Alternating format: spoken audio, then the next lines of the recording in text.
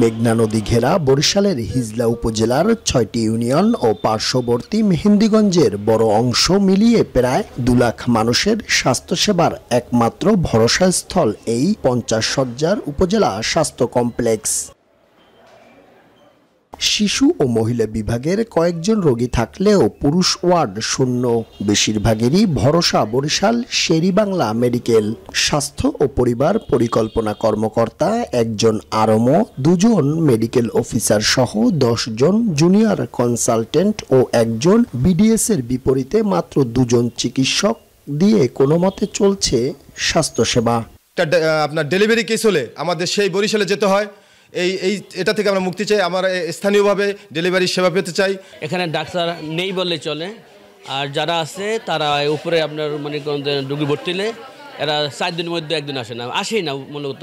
জনবল সংকটের কারণে দীর্ঘদিন ধরে বন্ধ রয়েছে অপারেশন থিয়েটার। বিকল্প পড়ে আছে গুরুত্বপূর্ণ যন্ত্রপাতি।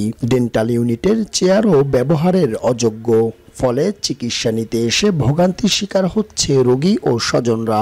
বাথরুমে বেশি প্রয়োজন, বাথরুমে নোংরা, সিট ভালো না এবং অপরিষ্কার, আর ভবন খুবই খারাপ। জরাজীর্ণ ভবন প্রতিনিয়তই ধসে পড়ছে।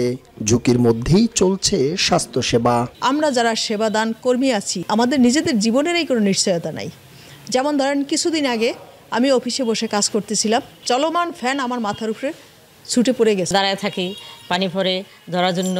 এটা যদি সুন্দরভাবে একটু করা হয়, মনও ভালো থাকে, কাজ করতে ভালো লাগে। অবকাঠামো আর যন্ত্রপাতির অবস্থাও খুবই খারাপ। এই পরিস্থিতিতে রোগীদের মানসম্মত সেবা দেওয়া খুব কঠিন বলছেন মেডিকেল অফিসার। আর উপজেলার এই চরম বাস্তবতার সত্যতা স্বীকার করছেন বরিশালের সিভিল সার্জন। ইমার্জেন্সি ডিউটি করতে হয়, রোগী ভর্তি, রোগী দেখা লাগে, ইনডোর রোগী দেখা লাগে। আসলে আমরা মানে খুবই শারীরিক মানসিকভাবে আমরা আসলে বিপর্যস্ত অবস্থা। কমিটি করে কনভেনশন করেছে, বাকি কাজগুলো এইচডি পর্যায়ক্রমে সব করে কমপ্লিট করবে ইনশাল্লাহ। হিজলা উপজেলার নদী বিধৌত ২ লাখ মানুষের চিকিৎসা সেবার একমাত্র ভরসাস্থল এই উপজেলা স্বাস্থ্য কমপ্লেক্সটি। জনবল সহ নানাবিধ সমস্যায় এই কমপ্লেক্সটি এখন নিজেই রোগী। তাই এ সংকট নিরসনে সংশ্লিষ্ট দপ্তরগুলো নেবে দ্রুত পদক্ষেপ, এ প্রত্যাশাই আমাদের সবার। পারভেজ রাসেল, মাই টিভি, বরিশাল।